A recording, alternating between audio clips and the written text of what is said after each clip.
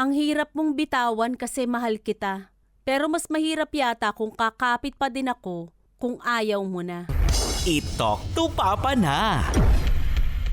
Mga kabarangay, huwag niyo pong kakalimutan na i-like and follow ang aming mga social media accounts. At pwede na rin kayo mag-PM sa amin. Ngayon pa lang din. Akin po ay Lady Gracia. Sa akin din mga kapuso at Papa Ace LS. Ayan. At kung gusto niyo, tawag kayo sa 8374-8737, 8374-8747. Or pwede rin po sa official Facebook page ng Barangay Alas 971 para po pwede po kayong rumekta doon. Para At pwede rin least, kayo mag-comment pag may mga problema na dito. Baka makatulong din kayo. lalong-lalo na kung kayo ay bihasa, ang dami yung na-experience. Diba? Napagdaanan nyo na, mga napagdaanan nila, why not naman? Ayan. Okay. So, nasa kabilang linya na, makakasama na natin, mga kabarangay, ang panibagong problemang ating pag-uusapan. Hello, good morning. Hello? Hello? Yes. Hello po. Hi, good morning. Ano pangalan? Maika po. Si Maika. Maika, welcome sa Talk to Papa. Ako si Papa Ace. At ako naman si Lady Gracia. And lahat ng pag-uusapan natin, maring may post sa aming iba't ibang social media, digital platforms. Okay lang sa'yo? Yes po. Okay. Ano ang nangyari? Anong problema? Bali po kasi may kalibin po ako ng 1 year and 5 months. Uy! Okay. Then now po, siguro wala pa pong 1 year kasi bandang August po yun. Naghiwalay po kami, hiniwalayan ko po siya kasi nag-cheat po siya nun. Paano mo nahuli yung pag-cheat niya? Through chat po, nabubuksan ko po kasi account niya. Tapos ino-auto-delete niya, di niya po alam na i-screenshot ko na po siya nun. Galing, mabilis ang kamay. Gusto natin to. So, na-screenshot mo, ano yung naging usapan nila? Ang usapan po nila nung babae, ano po, sabi niya, katrabaho po niya yun eh. Sabi niya, kung willing na daw siya mag-commit, kung pwede daw ligawan yung babae. Oh? Tapos sa isip-isip ko, kung hindi ka pala willing mag-commit, bakit ka nakipag-live-in sa akin? Tinanong niya yung ganun yung babae. So, May ibig anak sabihin kayo? gusto niya talaga. Oo, may anak kayo? Wala po. Wala.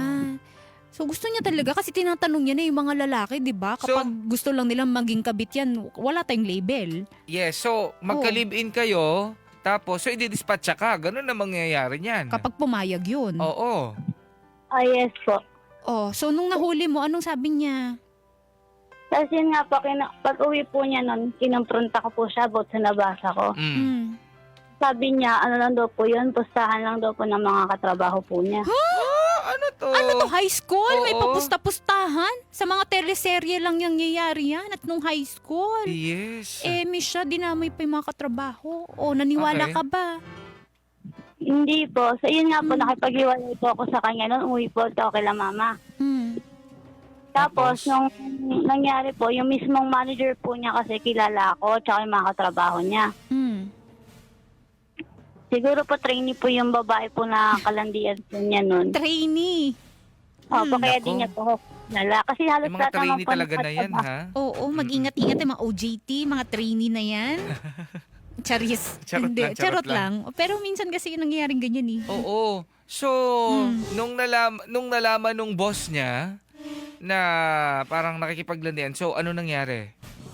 Nung nakipag-iwalay po ako, bigla pong after 1 week po kasi parang okay na po ako, nakaka-move on na ako sa sarili ko eh. Oo. Sa nangyari po. Bigla pong nag-chat yung boss niya, yung manager niya, tsaka yung katrabaho niya na si ganito, hindi siya kumakain. Tapos, nakita na daw ni best friend niya na lalaki na nagpapakamatay na daw, walang sabi-sabi. So, dahil, syempre, sa konsensya ko po, pinuntahan ko po siya ulit, tapos kinakausap. Okay. At ang nangyari po, sabi niya, di daw po niya kaya na wala ako. So, kinakausap po siya, sabi ko, sige. Kasi mahal ko pa rin naman po ng konti, parang ganun. Kasi 1 week pa lang naman po eh. Okay. Ano nangyari, sabi ko, sige, babalik ako sa bahay. Basta, ganyan, tapos kumain ka ulit. Ibalik yung dati na, sabi ko, isang cheat na lang, wala na. Isang Tama cheat lang. na lang. Gusto ko yung isang cheat na lang. Isa na lang, isang cheat na lang. Isang cheat na lang, ha? Oh. Ba't kailangan hintay mo pa yung isang cheat na yun? Nakakapagtaka kayo eh. Okay. Tapos? Tapos, ngayon po, wala naman po siyang cheating na nangyayari ngayon. Talagang nagbago na po siya. Kaso, tuwing parang nag-aaway po kami. Tapos, parang nag-aaway kami sa simpleng away, biglang lumalaki po. Minsan din po financial problem. Tuwing nagtatangka na po akong umalis, lagi po siyang parang pinapakita po niya sa akin, taga magpapakamatay po siya. Oh. So, Hindi yan? parang ako po, Charot. opo nga. May trauma po kasi ako about sa suicide po. Saan nagmula to? Sa kapatid ko po.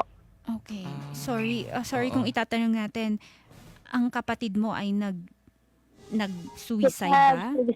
Kali po, opo. Oh, no. Tapos ako po yung una pong nakakita, kaya parang yung trauma ko po sa suicide is na nandun pa po. My gosh. Pero sinabi ko naman po sa kanya yung trauma ko na yun.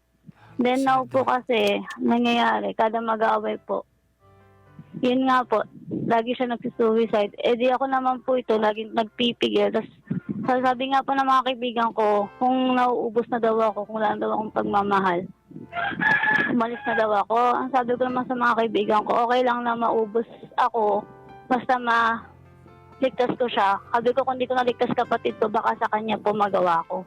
Oo, Ay, and nako. the question is, bakit ka nakipag-live-in sa kanya? And then, anong ganap mo sa pag-live-in ko ba? May sarili ka bang trabaho? Meron po. So, nag-live-in kayo because? Noong una po kasi, ano yan eh, magka-boarding house po kami, then magkatrabaho kami nung una din. Pero matagal po siyang nanligaw sa akin. Tapos, nung magka-boarding house po kami, sabi niya, kaysa daw isahang magpapamahal po kasi ako kapag solo-solo kaming dalawa eh. Pero hindi na kanya po. Okay, para makatipid, kaya nag-live-in. Opo. Ganon. Po. So, Noong okay una, naman kanya- kayo, happy naman kayo, happy ka sa kanya, mahal mo siya. Opo, provider naman po siya hanggang sa binibigay na po niya. Nagtaka po kasi ako noong una, binigay po niya ATM niya sa akin. Sabi ko, Oh? di naman kailangan. Ano po kasi ako, single ma'am. Yung anak ko po nakilama. Okay. Tapos ayun nga, sabi ko po, di naman kailangan kasi may work naman po ako.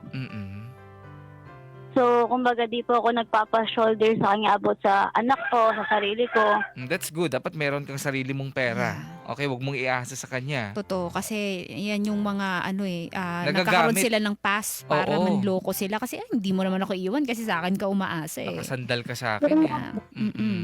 Kaya po nung August po na, sabi ko sa kanya, kaya ko naman sarili ko, diyan ka na lang. Ginanong ko pa siya nun. Sabi ko, may trabaho naman ako.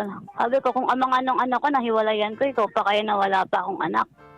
Pero gusto hindi mo ko yun. mahiwalayan. Matapang siya doon. Oo. Kaya nagmakaawa itong si lalaki kasi nga alam niya na mawawala ka. Yes. Opo, kasi hindi po, bago po ako dumuti or siya, nung hindi na po kami magka-work, kasi nalipat po siya eh. Gawa po ng bawal nga po sa trabaho yun. Oo. Nalipat po siya ng ibang branch. So, ang nangyari po, bago siya pumasok, tsaka ako po nagbabasta ng lahat. Parang talagang housewife yung ko. Ganun po. Yung kalinga ko po sa kanya. Talagang yung pag-asikaso po, tsaka aruga binibigay ko sa kanya na para di niya maramdaman na parang wala lang siya sa akin nung time na yun. Okay, pero kung ang sukli naman sa'yo ay pag-cheat, nako, hanggang kailan ka kakapit sa ganitong klase ng lalaki? Kung ang sabi mo naman is kaya mong makatayo on your own at hindi mo naman siya ganun kakailangan. Yeah. Nako. Saka sabi mo, konti na lang yung pagmamahal kanina, di ba? Oo. May pagmamahal pa naman, sabi. Yun ba talaga yung totoo? O kahit papaano, naging dependent na rin tayo doon sa tao. So, ngayon, ano na yung mga naganap pa? So, ganyan na yung nangyayari. Lagi siyang pag iniiwan mo siya, nananakot siya na magpapakamatay. Ano pa? Ano pa yung mga nangyari? Bali, yung nangyari po, after 1 year po, pinag-resign niya po ako sa work ko. Tapos, selos po niya. Kumbaga, takot po sa sarili niyang multo. Kasi friendly din po talaga ako sa lalaki. Pero alam naman po niya yun.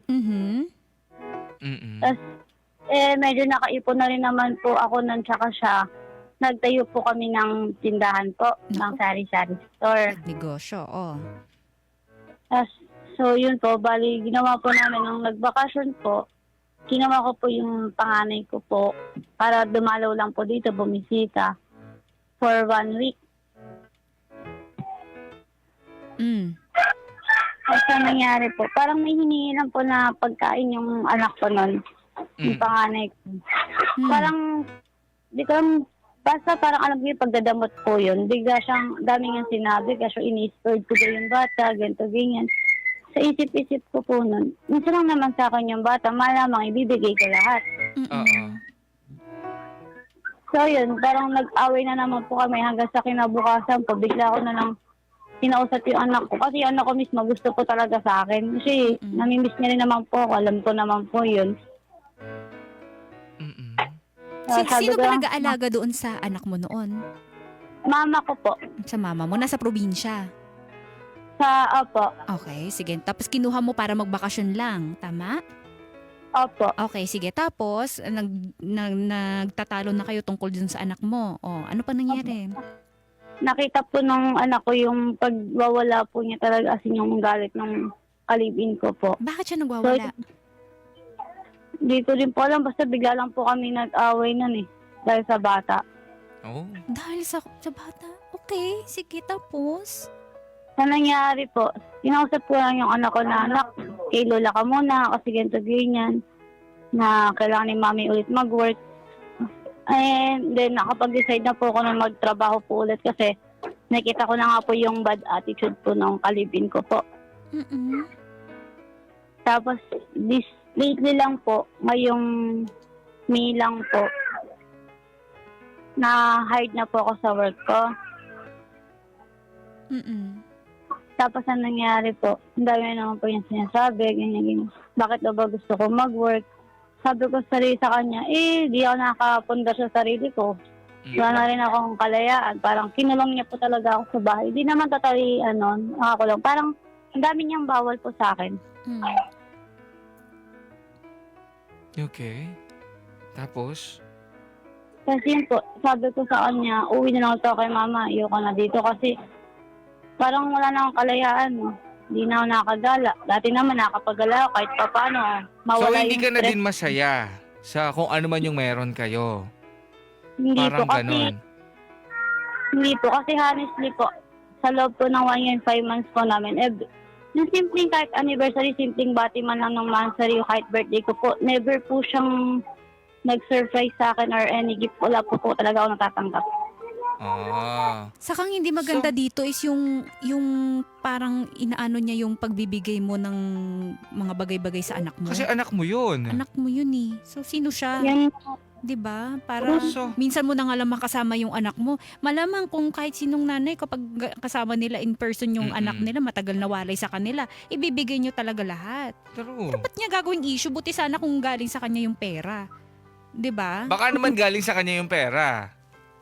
hindi po, galing po yun sa nabebenta ko po sa tindahan, yung pinakatubo po ng tindahan. Ayun. So, naman kapag po yun. gano'n, wala na siyang pakialam doon kasi anak mo yun. 'Di ba?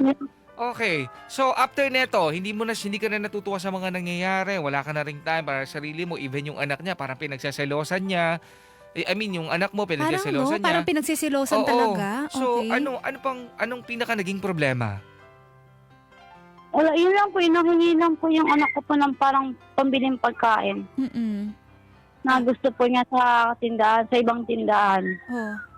Siyempre po ako, sabi ko naman sa kanya, pagkain naman yun, inuubos naman, di naman takaw tikim na, unang tikim lang, ayaw na. Yung anak ko po, inuubos naman po niya.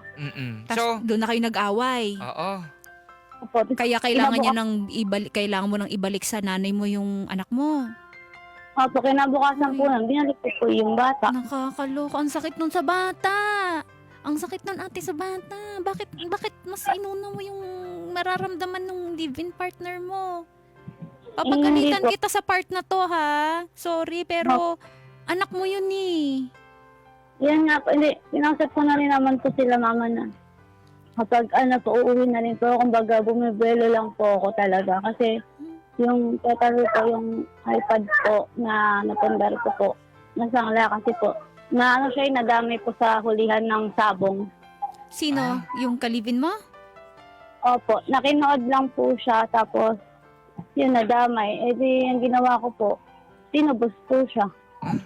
Bakit? Bakit ka Gusto pa ko yung tinubos, no? Parang sinanglang alahas. Sandali lang, bakit kailangan mo pang mag-effort ng ganito kalala sa kanya kung hindi naman nagiging maganda at saka parang ayaw mo na naman sa kanya based sa mga sinabi mo kanina kasi nga wala ka ng time. Ang dali ko Sa kayang sarili iwan pag mo. ganyan, pag hindi mo na Oo. mahal. 'Di ba? Anong meron? Bakit? Sa akin, parang ano po kasi, kilala po ako ng buong pamilya niya. Parang baka sabihin, bakit na ganito yung anak ko, ganyan-ganyan. No. Siya naman yung gumagawa ng kalokohan. Yun po, tapos, Or invested ka din sa kanya at mahal mo talaga siya. mahal ko po naman po, pero nung time na ginawa po na niya, bago po kasi gawin niya sa anak ko yun, yun po muna, nakulong po muna talaga siya. Okay. Eh, so nangyari po sa anak ko, dun po parang biglang nagdako talaga lahat. Tapos hanggang ngayon po naman kasama ko siya. Naka-duty po siya. Kasama mo pa rin Kayo hanggang pa ngayon. din. OMG. Yes po, pero naka-duty po siya ngayon. Tapos, Bakit? Bakit kayo pa din? Oo nga. Eto tanong lang, bakit kailangan mo magstay sa kanya? Saka sabi mo bumubuelo ka na Oo. para umalis, 'di ba? Ilang buwan mo nang pinlanuhan na umalis na? isang buwan pa lang po. Kasi Isang- po yung iPad ko pa nga po nakasangla pa po. Di ko pa po matubos. Ayoko naman pong iwan yun. Kasi memorable po sa akin yun. Nang dahil sa iPad? Pwede mo namang Opo. balikan yun eh. Hindi, Pwede mo makakabili namang... ka pa ng ibang iPad. Saka pwede mo pang mabalikan yun, Oo, yung I don't think- pagtutubos. I don't think yun talaga yung reason. 'Di ba? Meron ka pang ibang rason dyan. Natatakot ka ba na wala nang magmamahal sa'yo? Katulad ng Hindi. pagmamahal niya. O natatakot ka ba na gawin niya yung sinasabi niyang mag-suicide siya? Yun po, yun din po. Kasi sabi ko, kapag nagkaroon man ng suicide man po siya, ang mangyayari po, syempre magkakaroon ng investigasyon. Tapos alam po ng lahat ng halos ng taga dito po, ako yung ka-live-in. Oh? No. May parang may takot po ako na, kasi based po sa kwento niya, taga Sambuanga po kasi yun eh. Sanayan ko sa rayo. Mm. Baka balikan po yung pamilya ko, yun din po yung kinakatakot ko. Ano ka ba? It's a manipulation. Manipulation Okay? yan. Kasi Kapag para hindi ka Oo. umalis sa buhay niya. Sobrang mali na ganito. Kapag ka may mga sinasabi siya na ganyan, screenshot mo, i-screen record mo yung mga sinasabi niya na ganyan, magagamit mo yan na ebidensya if ever nagawin niya talaga kasi hindi ka dapat nagsisettle sa ganyang klase ng tao. Yeah, saka yung pagtrato niya sa anak mo, yun pa lang eh. Eh paano kung kayo nagkatuluyan balang araw? So hindi mo na talaga pwede makasama yung anak mo kasi nga Yes. palagi niyang ginagawa ng issue. Isipin And mo then, yan ganyan, Yung mga kawawa ganyan, anak mo. meron pwede kang kumausap ng ibang tao, 'di ba? Nang pwedeng ka mag-anak niya, ganito mong ginagawa niya. Eh ayoko na po talaga sa relasyon namin. Para alam nila. Oo, aware sila.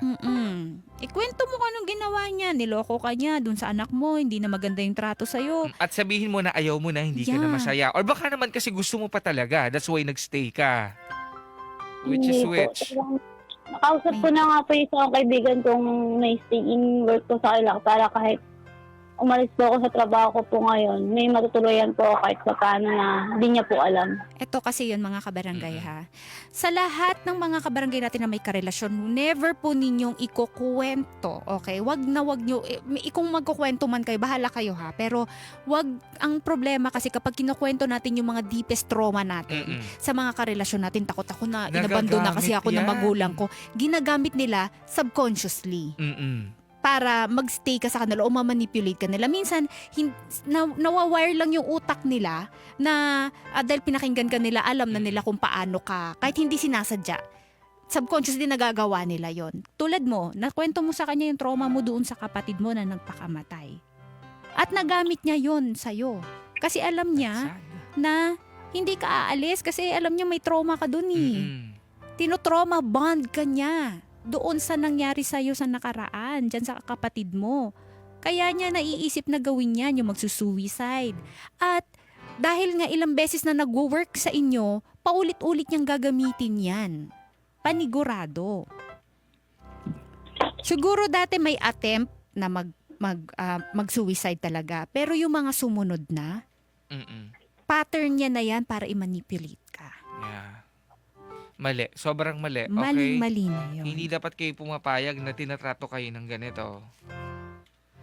Okay. So, nandyan pa rin naman siya. Kayo pa rin naman. Anong plano mo?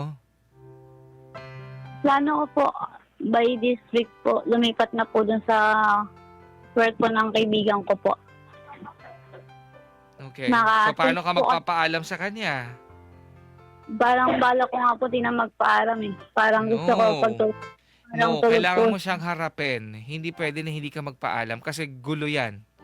Alam mo kung ano, paano siya magalit, kausapin mo pa rin siya. O hindi siya pumayag, wala naman siya magagawa. Desisyon mo yan. Yeah. Hindi maganda na hindi ka makikipag-usap sa kanya kasi for sure hanapin ka ng tao. Okay? Mas maganda pa din na harapin mo siya, kausapin mo siya, explain mo sa kanya, ayaw mo na, stop na. Mm-mm. At kapag kung ano na pang mga pinagsasabi niya at gusto pa rin kanyang pigilan, sabihin mo talagang desidido ka na at ayaw mo na sa kanya. Ipaubaya mo Tanggapin siya niya. sa family niya. Yes. Kasi kayo, hindi naman kayo kasali. Mm-mm. Okay? Isa yun sa mga benefits mo na. Okay? Isa yun sa mga advantages mo Mm-mm. na hindi kayo kasal. Kasi hindi mo sa totoo lang, hindi mo na siya cargo dito. Yes. Sa family na siya. Okay? Ipasa mo lahat ng mga screenshots, screen records na mga na-screen record mo. Lahat yon. Okay? Lahat ng ebidensya na tinatry niya magpakamatay. Or kung hindi pa rin, ayaw pa rin niya talaga, pumunta ka sa barangay. Diba? Yun. Mm-mm. Oo, lumapit ka sa barangay dyan, sabihin mo na nakikipaghiwalay ka na pero ayaw kung ano nung sinasabi sa'yo, and then may mga pananakot, 'di ba? Na hindi siya magandang gagawin para at least alam nung mga taga dyan sa lugar nyo na wala ka namang ginawang masama, just gusto mo na lang talagang kumawala sa kanya. Kasi ayaw mo na sa relasyon na meron kayo. Okay ba? Umalis ka na dyan, yung iPad na Oo. papalitan yan, pero yung mental health mo hindi na. Hindi. Tignan mo, hindi ka pa nag-heal doon sa trauma ng pagsusuicide ng kapatid mo. Tapos, Nadadagdagan pa. nadadagdagan na naman ngayon. Paano ka makakabangon yan, girl? Kasi sa susunod, kung magmamahal ka ulit, mauulit lang din yan na ganyan din yung gagawin sa'yo. Sure kami doon. Mm-mm. Kasi ma-attract ka dun sa mga tao na nagpapakita sa'yo ng trauma mo noon. Okay? So, kailangan mo na rin ayusin yan. Ay, malis ka na dyan. iPad lang yan. Hindi ko sa nilalang na alam ko pinaghirapan mo Oo, yan. oo. Pero kumpara sa mental health mo, makakabili ka ng bago niyan. makakabili ka pa niyan. Oo. Bibigyan ka ng pera, bibigyan ka ng pagkakakitaan para Okay. mabawi mo. Mas maganda pa yung makukuha mo kaysa dyan. Mm-mm. Okay ba? Saka yung anak mo, Yes. ako yung nasasaktan para dun sa anak mo na pinauwi mo. Oo. Ikaw yung nagkukos ka ng trauma dun sa bata. Dahil lang sa lalaki na yan, diba? Bilang nanay, dapat yung focus mo nandun sa anak mo. Okay. Pero hindi. Mas parang napinipili mo pa tong lalaki na to. That's, I don't know. For me, that's... Wala, hindi ko lang alam. Mm-mm. Hindi ko rin alam. Dun sa part na yon hindi ako natuwa sa'yo. Alam ko, mabigat yung mga nangyayari sa'yo. Pero kasi, anak mo yan eh. Saka, alam mo, kahit bata pa yan, naiintindihan niya na sasaktan na yan. Alam mo, ang saya-saya niya kasama, sa wakas kasama ko na si mama, andito na. Kasi matagal siya doon kay lola na inaalagaan. Ngayon, na-enjoy niya. Tapos bigla, ibabalita mo sa kanya na bumalik ka na doon kay nanay, kay lola mo. Rejection yan doon sa bata. Yeah. Lalaki ang anak mo, pwedeng lumaking insecure yan sa sarili niya, mababa self-esteem niya. Baka Kasi sabihin- mismong nanay niya nag-reject sa kanya. Okay? Isipin mo lahat tong mga sinasabi namin. Kung hindi mo to magawa para sa sarili mo, gawin mo tong desisyon na to para sa anak mo. Exactly. Okay ba? Opo. Masaktan ka para doon sa anak mo. Isipin mo lagi yung trato nung live-in partner mo doon sa anak mo nung nandyan. So ano, dahil ayaw o dahil hindi siya agree doon sa mga ibang issues doon sa anak mo, wala, mas magiging walang chance na makakasama mo yung anak mo hanggat kasama mo yung partner mo. Sure kami doon.